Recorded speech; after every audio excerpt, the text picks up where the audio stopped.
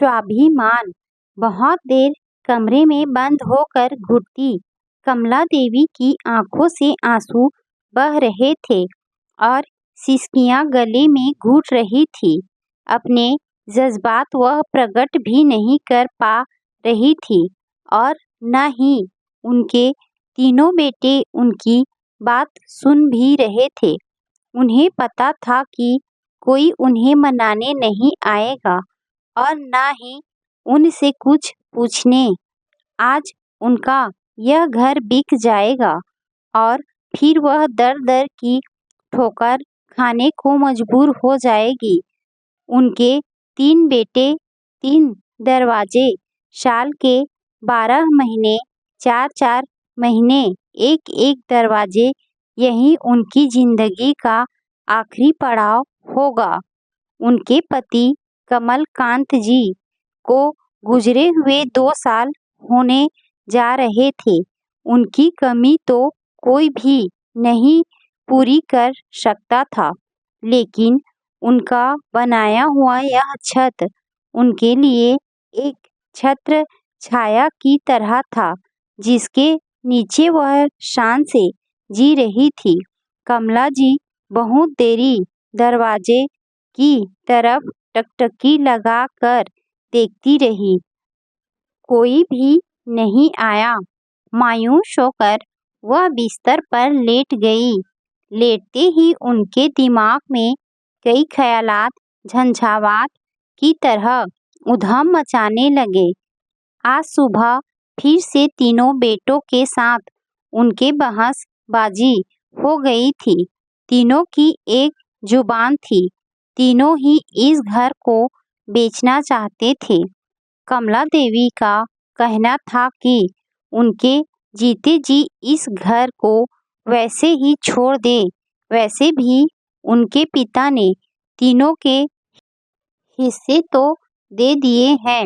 यह घर उनके लिए एक छत की तरह है। उनके लिए छोड़ दो। लेकिन बेटे थे कि उनकी बात सुनने के लिए तैयार ही नहीं थे। उन तीनों का कहना था कि माँ तीनों बेटों के घर रहे, उनकी जिंदगी आराम से कट जाएगी।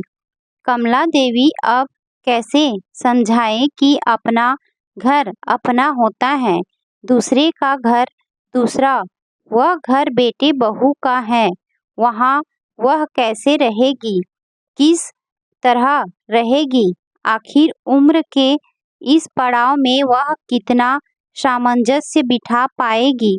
कमला देवी एक ठंडी सांस ली। उनका मन पीछे की ओर भागने लगा। उनके पति कमलकांत बैंक में एक कैशियर की नौकरी करते थे। कहने को कैशियर थे, लेकिन उनके पास पैसे का हमेशा ही अभाव रहता था। बड़ी मुश्किल से उन्होंने तीनों बेटों को पढ़ाया लिखाया और उसके साथ ही एक जमीन का छोटा सा प्लॉट खरीद लिया था, जिसकी दीवारें खड़ी करने में कमला देवी ने अपने गले का हार, हाथों से सोने की चूड़ियां, सब कुछ गिरवी रख दिया था। आज उनकी हाथ में कुछ भी नहीं था। वह कैसे इस घर की सौदेबाजी देख सकती हैं? बंद आंखों से फिर से उनकी आंखों से आंसू बहने लगे। काफी देर तक विचार मंथन करने के बाद कमला जी काफी रिलैक्स फील करने लगी। दरवाजे पर दस्तक लगातार होने लगी। माँ दरवाजा खोलिए। कमला देवी उठकर बाहर आई। क्या हुआ बाबू? माँ आपका साइन चाहिए। बाहर बैंक के कर्मचारी और प्रॉपर्टी डीलर बैठे हुए हैं। आपके साइन के बगैर कोई काम नहीं हो सकता। कमला देवी बहुत सोच विचार कर लिया था। बाहर बैंक और प्रॉपर्टी डीलर बैठे हुए थे। कमला देवी ने अच्छे से कागज पढ़ा। फिर उन्होंने उन लोगों से कहा, सुनो, इस घर में 3 नहीं 4 हिस्से होंगे। जो पैसा मिलेगा उसे 4 हिस्से होंगे, जिसमें एक मेरा भी होगा। तीनों बेटों को सांप सूंघ गया। उन्होंने कहा, माँ, आप ऐसी बातें क्यों कर रही हैं? क्योंकि यह मेरा घर है, मेरी मर्जी। मेरी शाइन के बिना जब कुछ भी नहीं हो सकता, तो मैं तुम लोगों को सारा क्यों दे दूं? तुम लोगों के हिस्से तुम लोगों को मिल चुके हैं। अब तुम लोगों की नीयत खराब हो गई है। मुझे जीते जी घर से बेदखल नहीं कर सकते। यह मेरी जिंदगी है, मेरी मर्जी। उन्होंने प्रॉपर्टी डीलर और कर्मचारी से कहा, इस घर को बनाने में मैंने अपने खून पसीने यहाँ तक कि अपने सोने के सारे गहने तक बेच दिया। अब मेरे पास कुछ भी नहीं है।